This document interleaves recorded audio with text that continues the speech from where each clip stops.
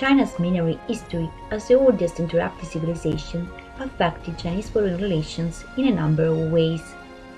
This could be explained only by analyzing the historical events and its Chinese leadership that have influenced and pushed this country to make such a significant change. The Maoist era and the Great Leap Forward, Deng Xiaoping along the reformist road, Jiang Zemin towards the new millennium, Hu Jintao, a China peaceful rise, Xi Jinping, the new People's Republic China's leader since 2013. The first National People's Congress meeting appointed Mao as chairman of the People's Republic of China. In 1958, Mao Zedong undertook the Great Leap Forward. The central idea of the Great Leap Forward was developing production of all sectors at once. Then he adopted the so-called Continuous Revolution. The Continuous Revolution comes from three factors: ideology, tradition, and nationalism.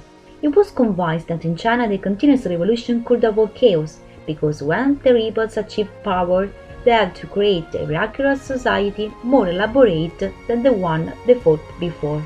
The major events of this period were the triangular diplomacy between USA, USSR, and China during the Korean Peninsula War, the first crisis at the Taiwan Strait between China, the USA, and Taiwan, and the consequent Geneva Conference, the restarting of People's Republic China international relations when Nixon visited China in 1972, holding official meetings with Mao.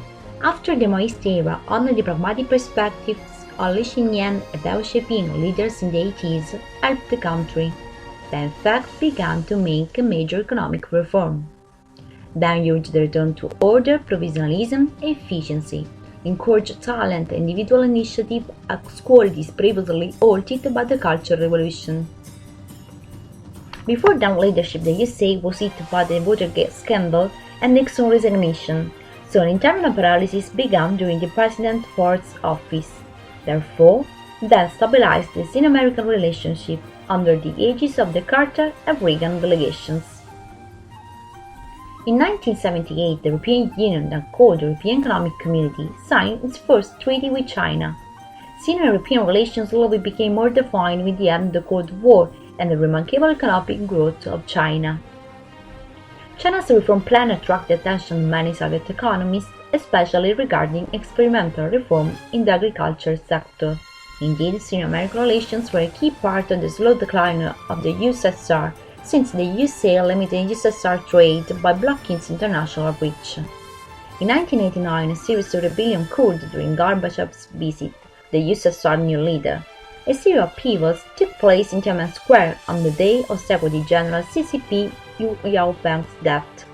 The Chinese government repressed the rebellion, employing the army, causing bloodshed of civilians. The Chinese government astonished the world by killing hundreds of students and showing its real attitude against human rights. The event sent a message worldwide, especially to Eastern Europe, where protests erupted against communist regimes.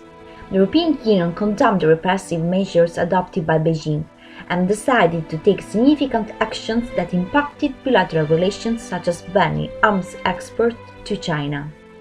When Jiang Zemin reached power, he had to confront the isolation which the recent event Tiananmen Square had left China, and a series of major upheavals that shocked the international community.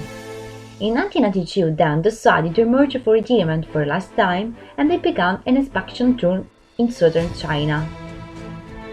Even though the situation seemed so hopeless, through the decade China grew at a rate of no less than 7% per year. Also, the new millennium was a symbol of China-United States relations as the new leaderships came to office in both countries. In China, the fourth generation Hu Jintao Premier Wen Jiabao, in the US, President Bush and the President Barack Obama elected in 2009. In 2000, Hu Jintao affirmed that the next year will be a period of opportunities for the People's Republic of China. In the same year, the People's Republic of China began its economic 5-year plan to eliminate the economic gap between the east and the west of the country. In 2001, with its new State of China's application to host the 2008 Olympics in Beijing was approved, and the country became an official member of the WTO. In 2005, Hu Jintao assessed at the UN National Assembly the importance of the UN system, as a structure that guaranteed international development and security. He assured the Assembly that China's peaceful rise is a threat to no one.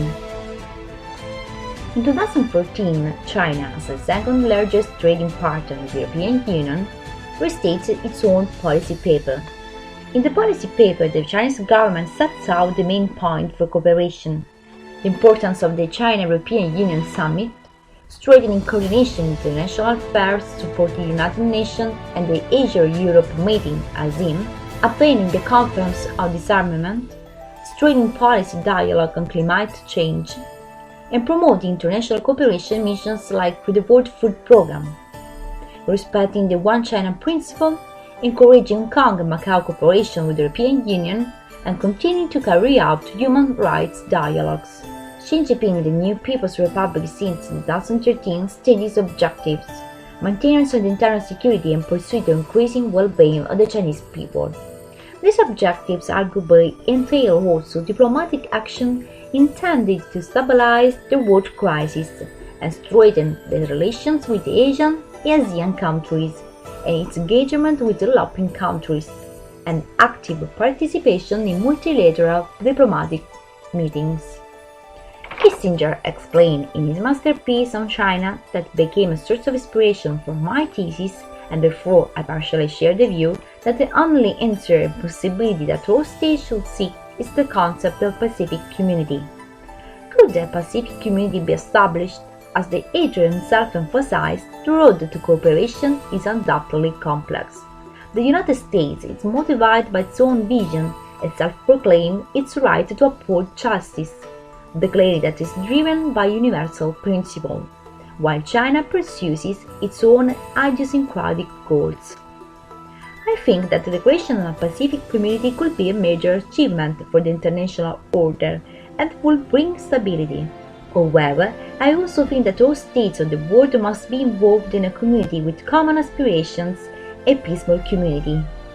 The idea is of a peaceful community with the same aspirations and parallel aims, and that could achieve long-term goals and live together in stability while respecting the specific identities of each member state.